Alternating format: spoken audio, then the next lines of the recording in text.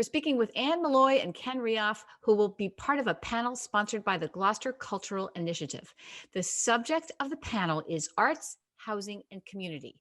Artists speak to unaffordable housing and changing landscapes. Okay, Anne and Ken, tell us in your words what this panel is all about, how it happened, why it happened, and what are the subjects you're going to address tomorrow. Okay, I'll give it a stab. I believe that it's came about, Valerie Nelson kind of put us all together to address the changing landscape of Gloucester and how that is really affecting the housing market. And there's so little affordable housing for our children who grew up here to live here still. Yeah, I would just add to that this is not unfamiliar to us. We've sort of been through these cycles before, and there's a sense now that it's really taken on a larger scale. And so, I think that's a concern to people who are living in the community who want to keep it real. How would you connect unaffordable housing to the changing landscape? This takes place in other communities as well. Old industries, extractive industries, factories.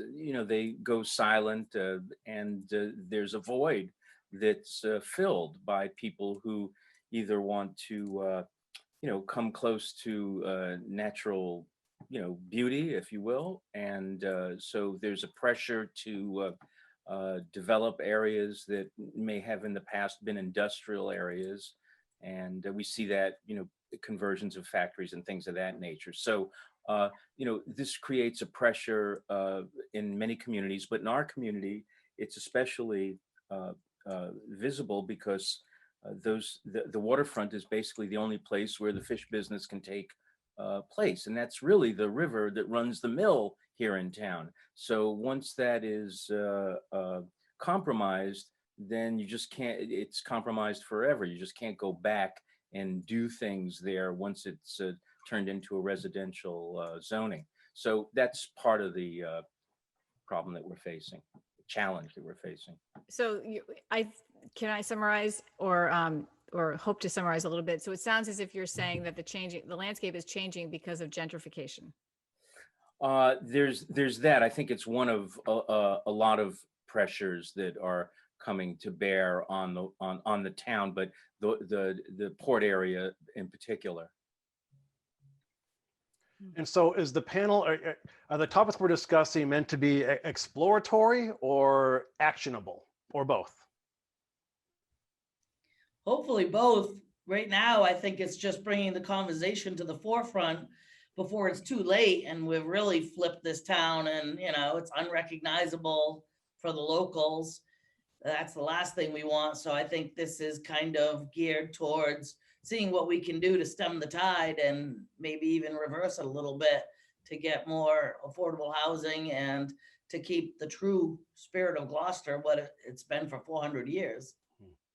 Yeah, I would go along with that, saying that, this is basically the sort of raw material of thought, and we're trying to convert it into the finished product of policy. And that would be, I think, what we're trying to get these topics discussed in a way that allows that to happen. So arts, affordable housing, fishing, these will all be on the menu tomorrow, right? In your Zoom panel. Yes, it's actually at 1:00 in the afternoon and you have to register, but if you do register, you can watch it anytime. So if you're working or whatever, you can watch it at any time as long as you register. And there is a spot for questions and we hope people will bring them so that we can, keep the conversation going with what people want to hear about.